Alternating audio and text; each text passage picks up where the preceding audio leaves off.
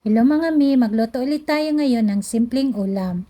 Ginisang munggo at pritong galunggong. Ayun po. Yung munggo po, binabad ko po yan overnight sa tubig. Tapos, tinapon ko po kinabukasan yung tubig.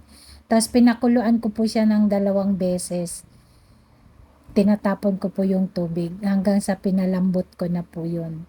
Kasama yung karne. Ay, magprito po tayo ngayon ng galunggong. Ayan o. Siyempre, dapat mainit po yung mantika natin para hindi dumikit yung isda. Ayan o. Para madali siyang baliktarin, guys. Ayan o. Luto na yan. Bilis, bilis lang talaga. Tapos, ayan. Magluto na tayo ng ginisang munggo. Magisa lang tayo ng sibuyas, bawang, kamatis. Ayan po o. Pichay nga po pala ang panghalo kong gulay dyan.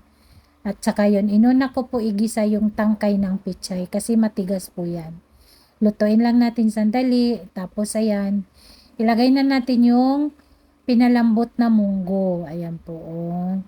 Ako po, isinama ko na po yung pork sa pagpapalambot ng munggo para malasa na din po yung sabaw. Ayan o, nilagyan ko na siya dyan ng tubig guys, yung galing ulit sa thermos. Luto na din naman kasi yung munggo natin guys. Kaya yan. Hintayin lang natin na kumulo yan dyan guys.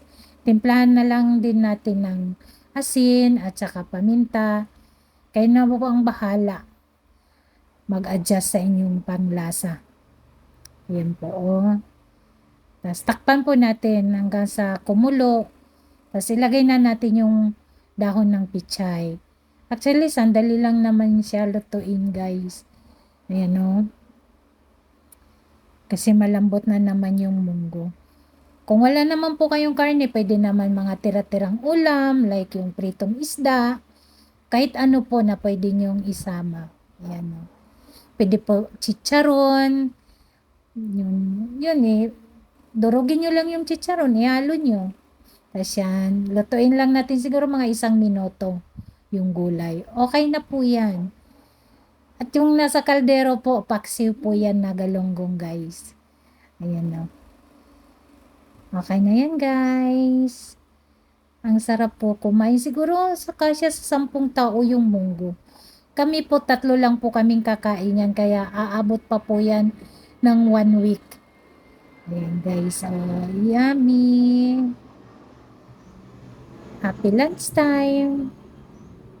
Ang sarap po ng galunggong mo. Tapos yung munggo. Tapos may saging. Tsaka kanin.